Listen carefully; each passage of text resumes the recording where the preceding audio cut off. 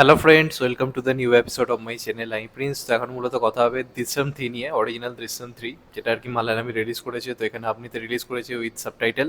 তো সেখান থেকে দেখলাম, তো যা করেছে ভাই জিতু জোসেফ, এই লোকটার মানে ব্রেনটা কী দিয়ে তৈরি সেটা নিয়ে রীতিমতো রিসার্চ হওয়া উচিত।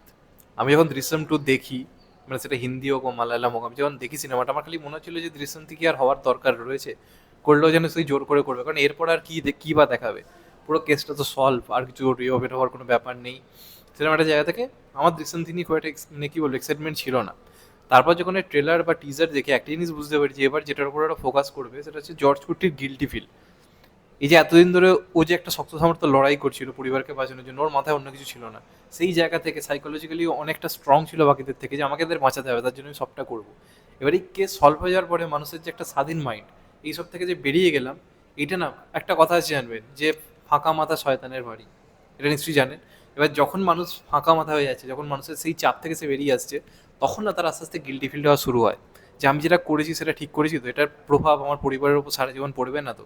আজকের মেয়েরা হচ্ছে বড় হচ্ছে, কারোর বিয়ের বয়স হয়ে গেছে, কেউ আজকে বাইরে স্বাভাবিক জীবনযাপন কাটাতে চাইছে, সেটা এদেরকে চিরকাল ফেস করতে হবে না তো। আর যদি এরা কোনোদিন জানতে পারে যে এদের বাবা আলটিমেটলি কীভাবে এদেরকে বাঁচিয়েছে, তাহলে ওদের চোখে আমি ক্রিমিনাল হয়ে মানে কোথাও গিয়ে হয়ে যাবো না তো। তো এই সময় না একটা মানুষ পুরো ভেঙে পড়ে, এবং তার মাথা থেকে সেই আইডিয়া, যেটা ভাবে সে আর কি সময় থেকে কি এগিয়ে আছে বা সবাইতে বেঁচে আছে, সেই আইডিয়াগুলো ওয়ার্ক করে না, কারণ মানুষের মাথা থেকে যে আমাকে নিজে সে সাইকোলজিক্যালি ভেঙে পড়েছে। এবার এই যে তার সাইকোলজিক্যালি ভেঙে পড়া, প্ল্যান বানানোর ক্ষেত্রে যে হালকা ফুলকা যে প্রবলেমগুলো, সে এখন হয়তো অনেক জিনিস নিয়ে বিজি। মেয়ের বিয়ে দেখাশোনা চলছে, নানা কারণে তার বিয়ে ভেস্তে যাচ্ছে, যখন লোকে অতীতের এই ঘটনাটা জানতে পারছে, এই সমস্ত জিনিস নিয়ে সে বিজি। তার মাথা থেকে এটাও বেরিয়ে গেছে যে কেসটার তার কিছু হওয়ার নেই, তাকে সবাই আশ্বাস দিচ্ছে, তার যারা উকিল টুকিল থেকে শুরু করে সবাই, যে এটা কি রিওপেন হবে, আর তো কিছু হওয়ার নেই। তো পিছনে পিছনে কেউই কেসটা রিওপেন করছে না তো, কোনো নতুন চরিত্র আবার এটাকে রিওপেন করছে না তো। এবং যদি এই সুযোগে কেউ রিওপেন করার চেষ্টা করে, জর্জ কুট্টি যেখানে পুরোপুরিভাবে মানসিকভাবে অন্যদিকে হেলে রয়েছে, এই সুযোগটাকে কাজে লাগিয়ে দেবে না তো। তো সেটা জানতে গেলে তোমাদেরকে এই সিনেমাটা অবশ্যই হলে গিয়ে দেখতে হবে। এবং অনেকের প্রশ্ন, যেভাবে জিতু জোসেফ বিভিন্ন ইন্টারভিউতে বলেছে যে দৃশ্যম 3 এর পর 4ও হবে, 5ও হবে, সব এটাকে ইয়ার কি ভেবেছে। আলটিমেটলি কি তাই? দৃশ্যম কি এখানেই শেষ? আমি বেশি কিছু বলবো না, তোমরা সিনেমাটা হলে গিয়ে দেখো। এই দৃশ্যমটার ক্ষেত্রে দেখো, প্রত্যেকটা দৃশ্যমের ক্ষেত্রে সিনেমা হলে মানুষ যে টিকিট কেটে যাচ্ছে, মানুষের মাথায় যেটা থাকে যে জর্জ কুট্টি ভাই বাকিরা যে ভাববে তার থেকে এক কদম এগিয়ে থাকবে। তো আমি তোমাদেরকে এটা বলতে চাই, সেই জিনিসটা কিন্তু এই গল্পটার মধ্যে রয়েছে, এবং কীভাবে, সেটাই হচ্ছে মাইন্ড ফাকিং। লাস্টের প্রায় 35-40 সেকেন্ড তুমি যদি নিজের চোখ বন্ধ করো, তোমরা আমার নাম পাল্টে দেবে। জাস্ট ইম্পসিবল, তোমরা করতেই পারবে না। যেভাবে এটা, যেটা মেন, যেটা ইন্টারেস্টিং প্লট, বাকিগুলোর ক্ষেত্রে তো আমরা দেখি কি একটা কেসকে তারা রিওপেন করছে, তার কাছে কিছু এভিডেন্স এসছে, সেটার কাছে লড়াই করছে, এবং সেই এভিডেন্সগুলো তার কাছে স্বাভাবিকভাবেই আসছে, কারণ অপরাধ কখনো বা মিথ্যে কখনো এরমভাবে করা যায় না।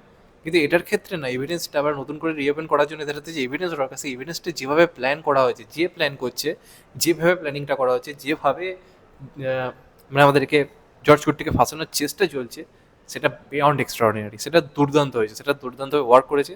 আর সেটা থেকে বাঁচার জন্য জর্জ কুট্টি কী করবে? সে কি এবারে এত কিছুর মাঝে এক কদম এগিয়ে আসতে পারবে? সে কি নতুন কিছু করবে? সে কি আরও এক ধাপ এগিয়ে এসছে? সেটা আমি যেভাবে সিনেমা হলে এক্সপিরিয়েন্স করেছি, সেটা আমি এর থেকে স্পয়লার দেবো না। তোমরা সিনেমা হলে যাও, এবং অবশ্যই দৃশ্যম 3 রিমেক যেটা যাতে করবে সেটা দেখার জন্য ওয়েট করো না, কারণ সেটার ক্ষেত্রে কিছু চেঞ্জেস করা হবে। এবার জিতু জোসেফের ব্রেন বলিউডের কারোর ব্রেনের মধ্যে অনেকটা তফাৎ রয়েছে। তারা সেই জিনিসটা, যেভাবে বলিউডের দৃশ্যম 3 শেষ হয়েছে, সেটাকে নতুন করে নতুন গল্প নিয়ে যেটা হতে চলেছে, সেটার প্রতি মানুষের যে এক্সপেকটেশন, আমি বলবো এই অরিজিনালটা জাস্ট দেখে এসো। এবং আমার তো মনে হয় যাদব খানের এটা রিমেক করা উচিত, কারণ এর থেকে ভয়ঙ্কর কিছু হতে পারবে বলে আমার তো কোথাও গিয়ে মনে হয় না, যেটা এটা প্রেজেন্ট করতে পেরেছে। এবার যদি পারফরমেন্সের কথা বলি, এবারে মোহনলালের পারফরমেন্সটা আরও ভয়ঙ্কর হয়েছে। তার কারণ আগের পার্টগুলোতে একটা জিনিসের উপরই ওর ফোকাস ছিল, অভিনয়, যে আমাকে এদের এগেনস্টে লড়াই করতে হবে এবং আমি পরিবারের জন্য সবটা উজাড় করে দেবো। এবার এটার মধ্যে সাইকোলজিক্যাল ব্যাপারটা দেখিয়েছে, এবং এখানে বলে রাখি, বাবা মেয়ের যে সম্পর্কটা না আরও ডার্ক হয়েতে গেছে, আরও ডার্ক হয়েতে গেছে। কারণ মেয়েরা জানে আমরা এখন সেফ, কিন্তু বাবা জানে যে রাখি আদৌ সেফ, আমি কি সেভ করতে পারবো? এই যে সাইকোলজিক্যাল যে ব্যাপারটা, একদিকে ভয় পাওয়া, পরিবারের কাউকে বুঝতে না দেওয়া, ওদেরকে একটা ফ্রি লাইফ দেওয়া যে তোমরা নিশ্চিন্ত, আর কিছু নেই, কিন্তু ও কিন্তু পেছনে পেছনে জানে যে কিছু না কিছু চলছে। এই দুটোর যে সামঞ্জস্য রেখে যে পারফরমেন্সটা এখানে মোহনলাল দিয়েছে না, সিরিয়াসলি বলছি, লোকটা অস্কার ডিজার্ভ করে, লোকটা অস্কার ডিজার্ভ করে। আমি একটু বাড়ি বলছি না, মোহনলাল যে কটা দৃশ্য এখন অব্দি হয়েছে তার মধ্যে সব থেকে ভয়ঙ্কর পারফরমেন্স এই সিনেমাটাতে দিয়েছে। এছাড়া বাকি কাস্টিংয়ে যে যা রয়েছে সেটা তো ভালোই, ব্যাকগ্রাউন্ড মিউজিকের কাজ অসাধারণ, প্রত্যেকটা সিনেমার মতো এটারও স্ক্রিন প্লের কাজ, সিনেমাটোগ্রাফি খুবই ভালো হয়েছে, এই নিয়ে কোনো সন্দেহ করা যায়, কিন্তু মেন যেটা twist, the mind fucking twist, সেটা কিন্তু এটার ক্ষেত্রেও সলিডভাবে ওয়ার্ক করেছে এবং সেটা লোকে অনেকটা দিন মনে রাখবে, অনেকটা দিন মনে রাখবে। এবং দৃশ্যমের প্রতি মানুষের ভালোবাসা এত তাড়াতাড়ি যে কমবে না সেটা কোথাও গিয়ে প্রমাণিত।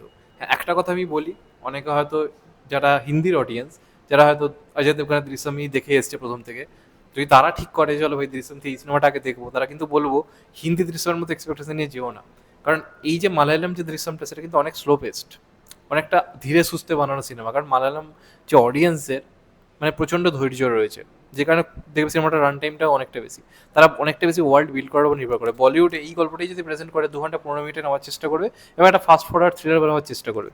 তো যদি ওই এক্সপেকটেশন নিয়ে আসো, তাহলে বলবো সেটা দেখুন, অনেকটা ধৈর্য ধরে আসো। যদি তোমার স্টোরি বিল্ডিংয়ের উপর নির্ভর করো তাহলে দেখো, কারণ শেষ 40 মিনিট তোমার জন্য বিরাট কিছু অপেক্ষা করছে, এটা আমি তোমাদেরকে গ্যারেন্টি দিয়ে বলতে পারি। তো আমার জন্য সলিড ওয়ার্ক করেছে সিনেমাটা, এবং এটা বলবো যাও এবং জাস্ট দেখে এসো, জাস্ট ছিটকে যাবে তোমরা, আমি তোমাদের গ্যারেন্টি দিয়ে বলতে পারি। মানে জর্জ কুট্টি যেভাবে একের পর এক টুইস্ট দিয়ে যাচ্ছে, তোমরা যেটা ভাবছো সেটা যখন হচ্ছে না, লাস্টে সেই দিনের শেষে আমরা দেখছি একটা অন্যরকম কিছু হলো, জর্জ কুট্টি আবার ভয়ঙ্কর কিছু খেলে দেওয়ার চেষ্টা করছে, সেটা দেখতে ভাই মজা লাগে। সেই মজাটা কিন্তু সে দিতে পেরেছে। অনেক টুইস্ট রয়েছে, গল্পটাকে এটার পরও যেভাবে নিয়ে গেছে, এটা করতে ভাই মানে ব্রেনটাকে অন্য পর্যায়ে নিয়ে যেতে হয়, সেটা ভাই জিতু জোসেফের রয়েছে।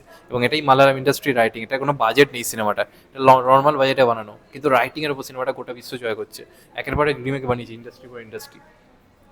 তো এটাই বলার, চ্যানেলটা নতুন হলে চ্যানেলটা সাবস্ক্রাইব করে দিও and get the bell icon. ভালো থেকো সবাই।